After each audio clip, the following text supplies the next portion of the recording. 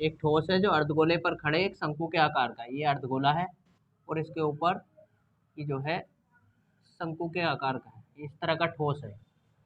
एक ठोस अर्धगोले पर खड़े एक शंकु के आकार का है जिनकी त्रिज्याएं 1 सेंटीमीटर है। दोनों की त्रिज्या कितनी है? 1 सेंटीमीटर। फिर आगे क्रिया है शंकु की ऊंचाई त्रिज्या के बराबर। शंकु की ऊंचाई जो है त्रिज्या के बराबर, अगर ये 1 है तो इसकी ऊंचाई भी कितनी है? 1 है। तब इस ठोस का आयतन पाई के पदों में व्यक्त करो। मतलब पाई का मान नहीं रखना है, इस ठोस का आयतन हमें निकालना पाई के पदों में। ठीक है, अब आयतन का सवाल चल लिया तो इसमें एक शंकु है और एक अर्धगोला है। शंकु का आयतन हमें पता है 1/3 पाई आर स्क्वायर एच होता, एल की भी जरूरत नहीं है यहाँ पे। और शंकु का आयतन जो होता अर्धगोला है, अर्धगोले का आयतन होता 2/3 पाई आर की क्यूब। दोनों को जोड़ देंगे अलग अलग निकाल के। ठीक है, पाई का मान रखना नहीं है। तो पहले हेडिंग डालते हैं शंकु के लिए।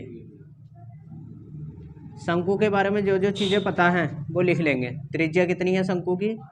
1 सेंटीमीटर। शंकु की ऊंचाई भी कह रखा त्रिज्या के बराबर है तो 1 सेंटीमीटर, इसलिए एल निकालने की जरूरत नहीं है, पृष्ठीय क्षेत्रफल में पड़ती है जरूरत एल की। तो इसलिए शंकु का आयतन, शंकु का आयतन, शंकु के आयतन, आयतन का फॉर्मूला होता है 1/3 pi r square h. 1/3 pi r square h, 1/3 गुणा पाई गुणा आर स्क्वायर। आर का मान 2 बार लिख देंगे, 1 गुणा 1 गुणा एच। एच का मान कितना? 1। अब देखो 1 की 3 बार गुणा करेंगे तो पाई का ना पाई, पाई का ना पाई, पाई का ना पाई, पाई का ना पाई, ऊपर कितना हो गया? पाई/3 सेंटीमीटर की क्यूब, क्योंकि आयतन है 3 बार गुणा हो रही है ना, सेंटीमीटर सेंटीमीटर सेंटीमीटर। अब हेडिंग डालेंगे अर्धगोले के लिए। अर्धगोले के लिए, अर्धगोले की त्रिज्या कितनी है? 1 सेंटीमीटर। इसलिए अर्धगोले का आयतन, अर्धगोले का आयतन, अर्धगोले का आयतन बराबर कितना? 2/3 पाई आर क्यूब। 2/3 गुणा पाई गुणा आर का मान कितना? 1। 3 बार लिखेंगे, 1 गुणा 1 गुणा 1, क्योंकि क्यूब है ना। अब देखो पाई का ना पाई का ना पाई, तो ऊपर कितना हो गया? 2 पाई/3 सेंटीमीटर की क्यूब। अब ठोस का निकालेंगे तो दोनों को जोड़ देंगे, इसलिए ठोस का आयतन, ठोस का आयतन, ठोस का आयतन बराबर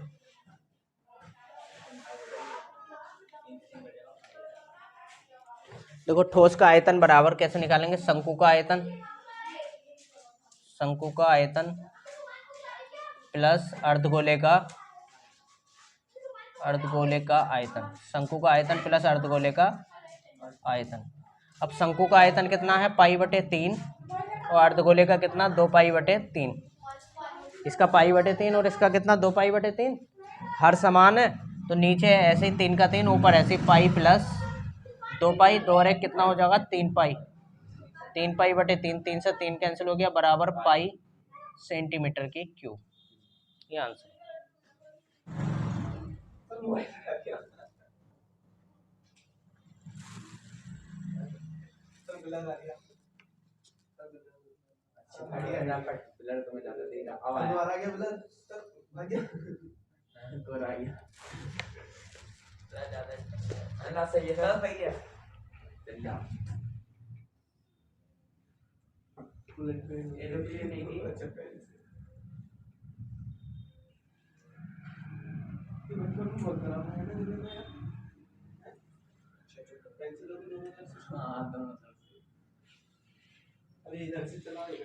देखो जरा ध्यान दो जरा। सवाल नंबर 2 है, एक इंजीनियरिंग के विद्यार्थी रचेल से एक पतली एल्युमिनियम की शीट का प्रयोग करते हुए एक मॉडल बनाने के लिए कहा गया है जो एक बेलन के आकार का, जिसके दोनों सिरों पर 2 शंकु जुड़े हुए हैं। इस मॉडल का व्यास 3 सेंटीमीटर है। इसका व्यास कितना है? 3 सेंटीमीटर, मतलब यहाँ से यहाँ तक 3 सेंटीमीटर। जब 3 सेंटीमीटर व्यास है तो इसकी त्रिज्या कितनी हो जाएगी? 3/2 सेंटीमीटर।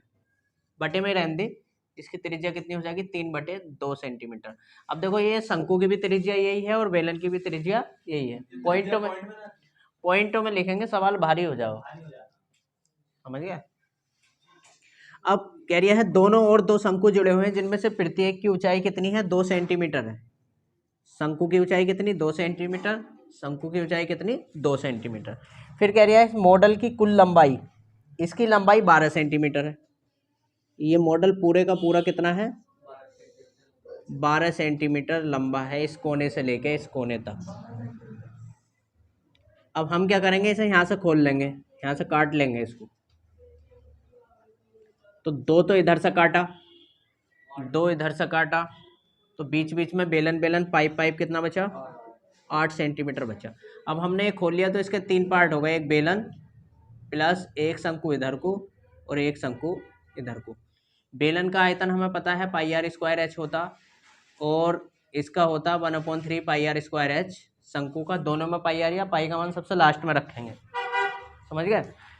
दोनों का अलग अलग आयतन निकाल के जोड़ देंगे। तो पहले मैं हेडिंग डालता हूँ बेलन के लिए, बेलन के लिए सही से समझ लेना, सवाल बहुत इंपॉर्टेंट। बेलन के लिए, बेलन का व्यास दे रखा था इसने, डी बराबर कितना, 3 सेंटीमीटर।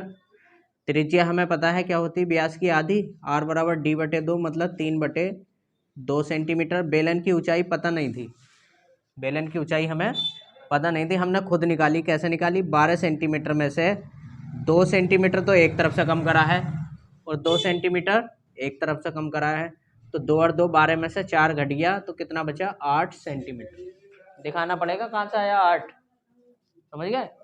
इसलिए बेलन का आयतन हमें निकालना क्या है, इसके अंदर अंतर्विष्ट भरी हवा का आयतन, कितनी हवा इसके अंदर भरी हुई है। ये इंजीनियरिंग में बनाए जाते हैं, प्रैक्टिकल होते हैं ऐसे ऐसे। बेलन का आयतन, बेलन का आयतन फॉर्मूला होता पाई आर स्क्वायर एच।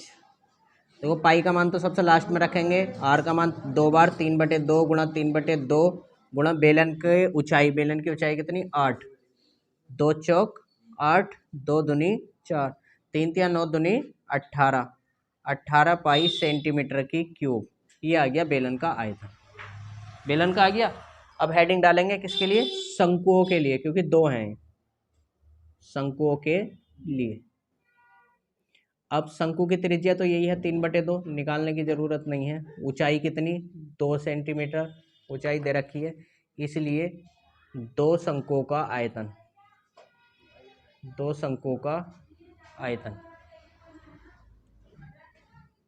एक शंकु का होता है 1/3 पाई आर स्क्वायर एच, तो 2 का कितना हो गया, डबल, तो 2 गुणा 1/3 गुणा पाई का मान हम रख नहीं रहे हैं, आर का मान 3/2 गुणा 3/2 गुणा एच का मान कितना, 2।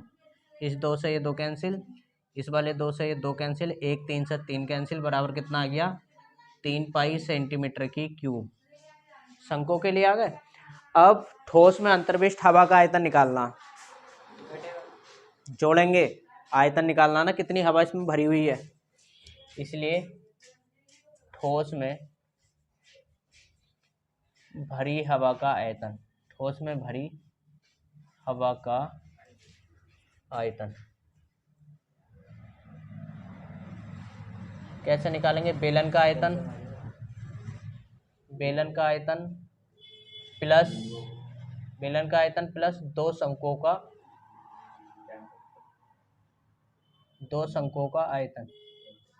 अब बेलन का आयतन कितना आया, 18 पाई, प्लस बेलन का आयतन कितना है, 18 पाई प्लस 3 पाई, 18 और 3 कितना हो गया, 21 पाई।